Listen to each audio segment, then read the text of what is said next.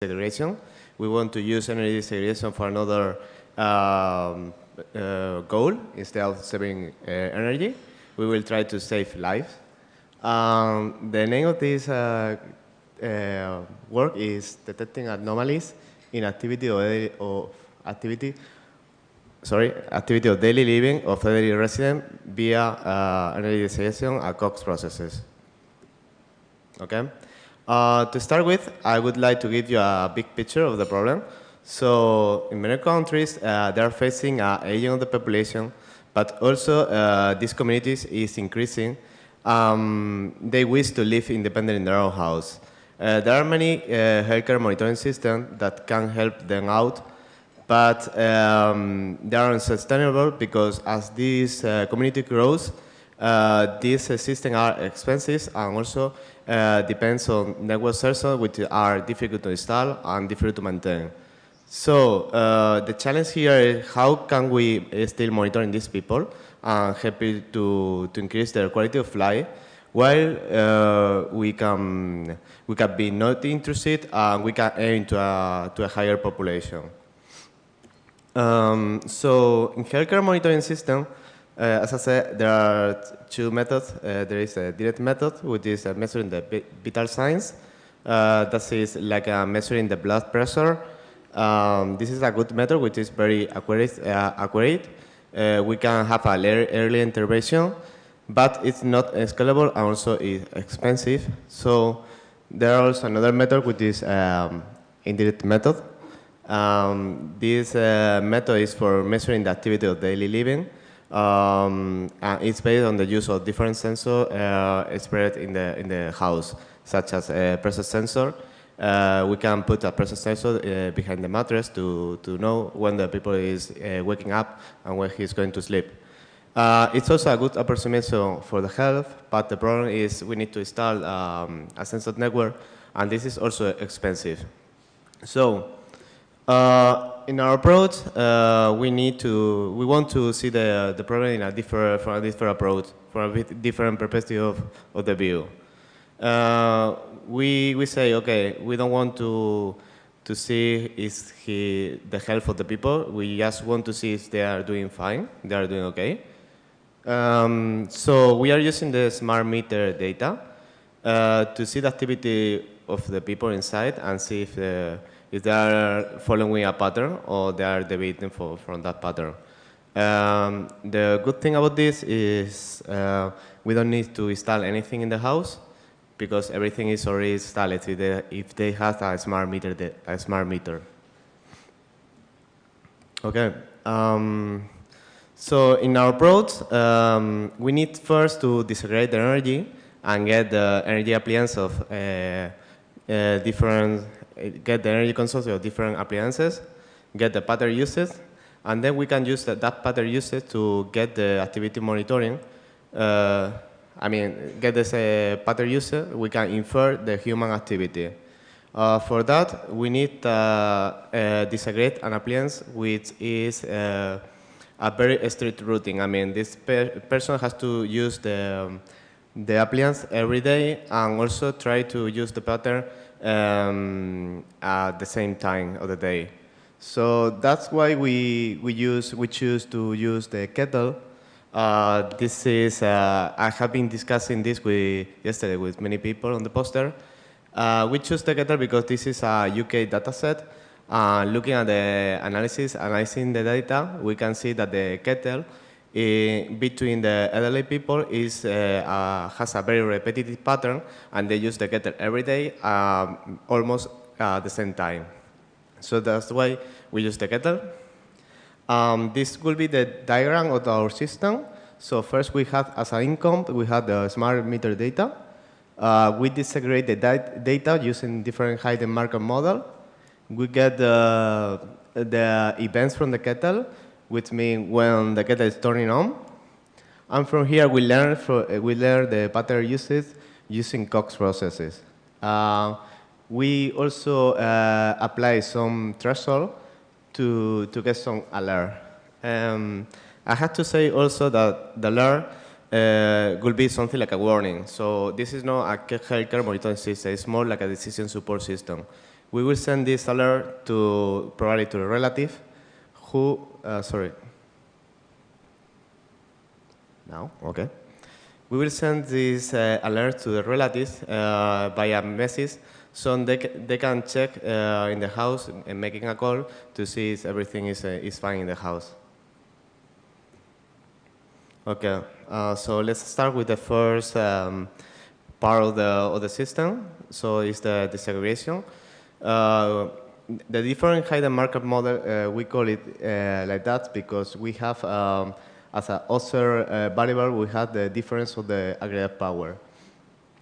We also have another observer variable, which is the aggregate power itself. As a latent variables, we have the appliance state. So in our case, could be the kettle when it's on, and also when the kettle is off. So we need to guess the appliance state based on our observed variables.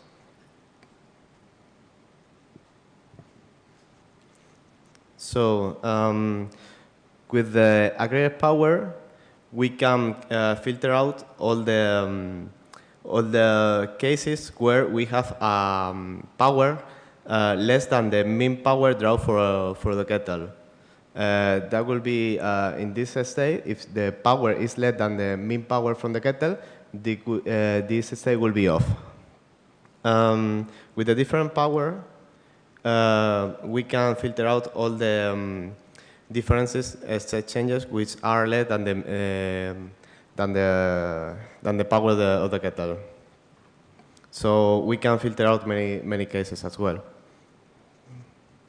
Using this disaggregation method, we need to first find these parameters, which is the initial state of the latent variables, the transition probability, which is the probability of changing from one state to another, and then also the probability of observation, which is the probability of giving this observation we have this state. So we tested our model with another model, which is we call this model naive Bayes. In this model, we got three features, which is on power, off power, and duration. We have modeled this feature using Gaussian processes, Gaussian distribution. We applied a marginal likelihood to get the disaggregation. So we can see how DHMM outperformed this method. So, and also we can see that we have 80% of the true positives against the 10% of false positive, which is quite good enough. So, and the second part is the pattern usage. So, I just want to mark here that the pattern usage has a daily periodicity and also a weekly periodicity. So we use this later on to model our pattern usage. But just to show you this periodicity, which is different for hour of the day and also for day of the week. So if we get all the training data and we map the training data in a single week, we can have the temporal points we are seeing below. We can assume that this temporal point can be generated for an intensity function which depends over the time. If we ping the data, in our case we'll ping the data with 2 hour pin size, we can sort of say that in every ping we have like a Poisson distribution. In this Poisson distribution, we need to learn the parameter of the Poisson distribution, which is already, which is also generated by another stochastic process we don't know. This double stochastic process is called Cox Processes. Gaussian Cox Process is the method to infer this Cox process. So for the Gaussian Cox process, we need to do the log of the intensity function. We model that log using Gaussian process. We do this because having a Poisson distribution, we got the parameter in exponential, and we cannot infer this parameter. So we need to first infer the log. So using the Gaussian process, we need to set the median, the mean, the covariance. So normally the mean, we'll set the mean equal to 0, because if we don't have any activity, we won't have any offset of the signal, so it's set to 0. For the covariance, we normally use kernel, some function which are called kernel. In this case, we have a periodic kernel. In this periodic kernel, every sample, every neighborhood of the sample will have a variance which is related to that point, and this relation decays exponentially. Will decay exponentially until we increase exponentially again as we set a period. So, as I said before here, we have a daily and weekly periodicity. So we are going to use two kernels. One kernel is going to be with a daily periodicity, and the other kernel is going to model the weekly periodicity, as we see here in this graph. So this graph, this kernel, has a weekly periodicity, but also has a daily periodicity. Using this kernel and using Gaussian process, we can model our pattern uses, which is the probability of using the kettle at that time of the day, at this time of the week, because every day is different to the other. So this is the way we model the pattern uses, but now we need to create the alerts. So we are going to use an intervention policy. This could be the case of a single day. In this day, we have this probability of using the kettle. So we are going to modify this probability, and we are going to get another CDF, which is the probability of using the kettle for the first time at that time of the day. So I mean, at 10 in the morning, I got 80% of probability of having used the kettle. So in this case, if we say we can set an alarm here. So if we haven't seen the kettle at 10 in the morning, we will trigger an alarm. If we see the kettle later on, that will be a false alarm. If we don't see the kettle, that will be a true alarm. Okay. So these guys are a little bit messy. I'm sorry for that. I just want to point it out here that changing the time of intervention of the day, we can have different false alarm for every house. So all false alarm for every house will decay from between 5 a.m. to 5 p.m. So all false alarm will drop to 10%. We are going to compare our model with a fixed threshold. So let's say that we set our threshold to 10 in the morning, which corresponds to the 10% of false alarm for houses. So we are not using any information about the house. We're just saying that if we set this alarm at 10 in the morning, we will get a false alarm of 10% for houses. We compare with our system. So we set our system to give us a 10% of false alarm. So in this case, we can see that how in some houses, we can intervene earlier than this fixed threshold. But also we can see how this pattern will change over the week, because it's different every day. So we can intervene earlier in 25 houses out of 32. But also we are intervening later on in cases where our pattern usage is saying to us that this guy will use the kettle later on. We have to wait until see if he will use it or not. So, as a conclusions, so I gotta say that this is a decision support system. It's not a healthcare monitoring system. So it's just to support